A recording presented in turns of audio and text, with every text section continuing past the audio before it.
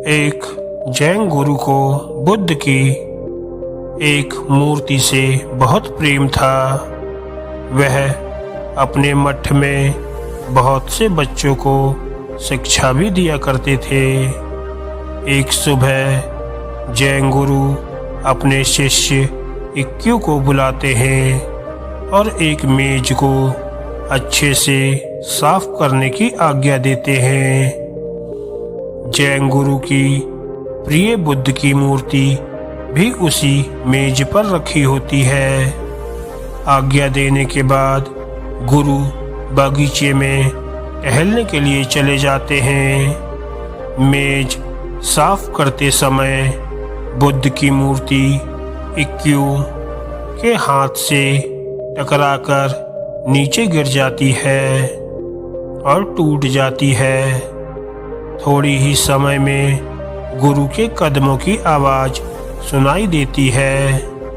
यह सुनकर इक्क्यू जल्दी से टूटी हुई मूर्ति के टुकड़ों को अपने हाथों में समेटता है और उसे अपने पीछे छिपा लेता है। जैन गुरु के अंदर आते ही इक्क्यू उनसे एक प्रश्न पूछता है, गुरुजी, क्या इन चांद तारों को भी एक दिन मृत्यु हो जाएगी?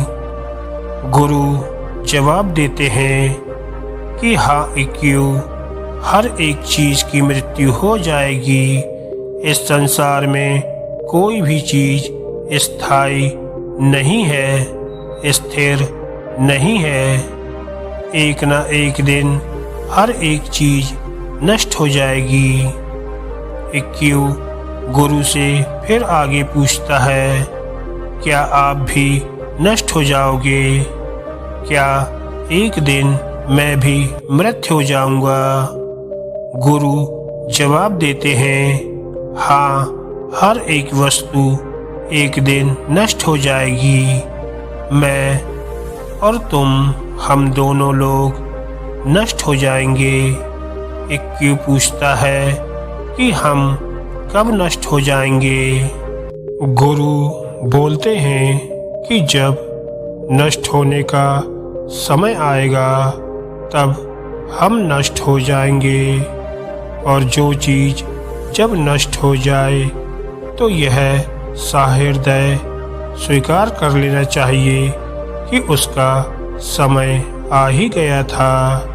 फिर इक्क्यू उस टूटी हुई मूर्ति को गुरु को दिखाता है और बोलता है कि गुरुजी, इस मूर्ति का भी समय आ गया था। गुरु एकदम से चौंक जाते हैं और उन्हें क्षणिक क्रोध भी आता है, परंतु इक्क्यू के ज्ञान बोध को देखकर जोर जोर से हंसने लगते हैं।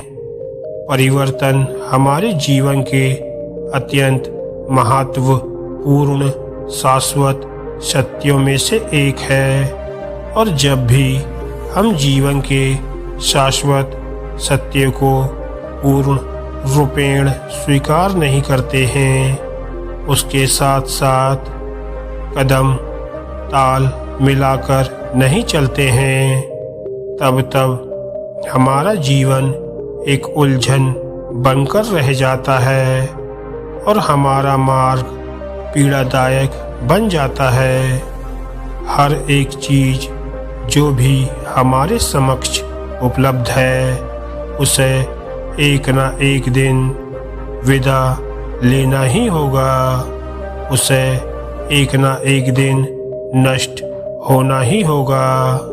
यहाँ तक कि जो चीज़ें हमें शाश्वत, सनातन, अविनाशी एवं चिरकालिक लगती है, उन्हें भी एक न एक दिन नष्ट होना ही होगा। सूर्य, चंद्रमा, तारे, पृथ्वी सब के सब नष्ट हो जाएंगे। आपको यह जानकर आश्चर्य होगा कि जिस पृथ्वी पर हम निवास कर रहे हैं वो भी अपने जीवन का आधा समय जी चुकी है और लगभग 45 बिलियन वर्षों के बाद पूर्णता नष्ट हो जाएगी। सूर्य का यह गोला जो अग्नि से इतना ज़्यादा उद्गिन है, जो इतना ज़्यादा तपिश पैदा कर रहा है, वो भी एक दिन शांत पड़ जाएगा और शायद वहाँ ठंडी राख भी नहीं बचेगी। यह सारी बात इतना जोर देकर बताने के पीछे यह कारण है कि आप यह समझ सकें कि हम भी इन्हीं की भांति एक दिन मिट जाएंगे। एक दिन ऐसा आएगा जब हमारी एक धुंधली सी स्मृति भी किसी के मस्तिष्क में नहीं बचेगी। कोई व्यक्ति बहुत संघर्ष करके, अत्यधिक श्रम करके ज़्यादा से ज़्यादा धन, मान, मर्यादा, पद, प्रतिष्ठा, सम्मान भी कमा ले, तब भी एक समय ऐसा आएगा जब इस विराट अस्तित्व में उसका नामो निशान नहीं होगा, एक बार जिक्र भी नहीं होगा। जीवन के इस शाश्वत सत्य परिवर्तन का हमें कभी कभी थोड़ा बोध भी हो जाता है, या कोई हमें हमारी नींद से जगाकर बोध करा भी देता है, तब भी हम इसे इस तरह भूल जाते हैं जैसे सुबह होते ही रात में देखने के सपने भूल जाते हैं। शायद ही कोई व्यक्ति इस संपूर्ण सत्य को अपनी आत्मा, अपने मन, मस्तिष्क में पूरी तरह प्रतिष्ठित कर पाता है।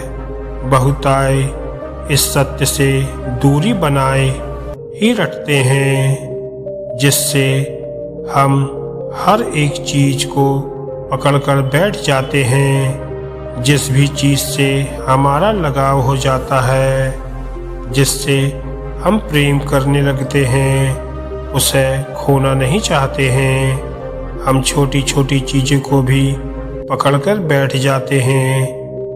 कई बार तो हम बिल्कुल ही मूल्यहीन चीज़ों से भी नाता तोड़ने में घबराते हैं। एक सामान्य उदाहरण से मेरी बात और स्पष्ट हो जाएगी। हम बहुत मेहनत करके, बहुत परिश्रम करके तमाम डिग्रियां हासिल करते हैं, पर उसे किसी भी परिस्थिति में छोड़ना नहीं चाहते हैं। यदि आप चिकित्सक हैं तो आपके पास MBBS, MD, DM, MCS इत्यादि की डिग्रियां होती हैं। यदि कल से यह निर्देश जारी कर दिया जाए कि इनका अब कोई महत्व नहीं है, अब आप इनका कोई उपयोग नहीं कर सकते हैं, ऐसे में सोचिएगा कि आपके ऊपर क्या बीतेगी। एक बार में ही ऐसे गहन दुख का अनुभव होगा जैसे किसी ने एक विशालकाय चट्टान आपकी छाती पर रख दिया हो। निश्चय तौर पर कुछ लोग इसके बिना जी भी नहीं सकेंगे और आत्महत्या कर लेंगे। यहाँ पर एक बहुत महत्वपूर्ण बात लोग नहीं समझ पाते हैं कि आप डिग्री नहीं हैं। आपने जो अपनी पहचान इसके साथ जोड़ ली है वो भ्रामक है।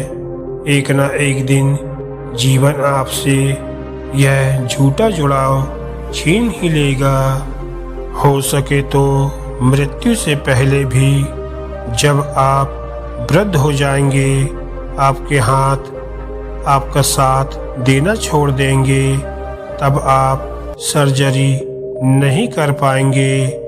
किसी न किसी भांति जीवन के शाश्वत नियमों के समक्ष इंसान को घुटने टेकने ही पड़ते हैं। इसी भांति हम धन, संपत्ति, कार, घर, नाम, सम्मान से इस तरह से बंध जाते हैं जैसे कि ये हमारा खुद का दूसरा रूप हो, बिना एक बार भी सोचे समझे कि एक ना एक दिन यह सब हमारे हाथ से छूट ही जाएगा।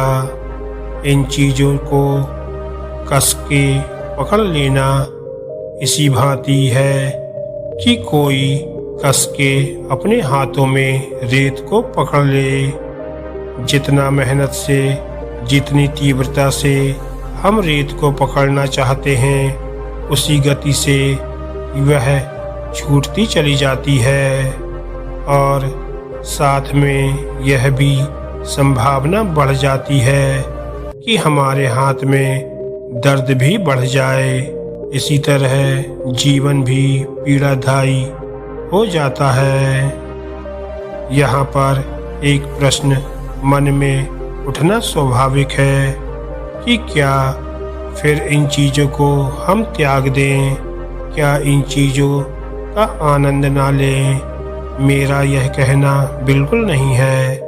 मैं बस यह कहना चाहता हूँ कि उस वस्तु से, उस व्यक्ति से बंधे नहीं, उसे अपनी पहचान ना बना लें। अपने जीवन को खुले हाथ की तरह बनाएं, जो जल की धारा का आनंद उठा सके, उसकी शीतलता महसूस कर सके, बिना उससे जुड़े हुए जल को मुट्ठी में बांधने का प्रयास न करें। जब जल की धारा हाथों से बाहर निकल जाए तो भी आप पूरी तरह स्वतंत्र रहें। हर तरह के चिंता एवं तनाव से दूर रहें। जीवन आपको जो भी दे उसका भरपूर आनंद लें, उसे खूब जिए, साथ ही जीवन को धन्यवाद भी दें। और जब जीवन आपसे उसे वापस ले ले तो इस कहानी की भांति इस प्रक्रिया को संपूर्णता के साथ स्वीकार भी करें। अपने संपूर्ण हृदय से यह स्वीकार करें कि उस व्यक्ति का, उस वस्तु का समय आ गया था। यदि यह बात ठीक ठीक समझ आ जाए तो वह विदाई का क्षण, वह अंतिम यात्रा भी आनंद की यात्रा बन सकती है और उसे भी असीम प्रेम एवं करुणा के साथ जिया जा सकता है। धन्यवाद दोस्तों।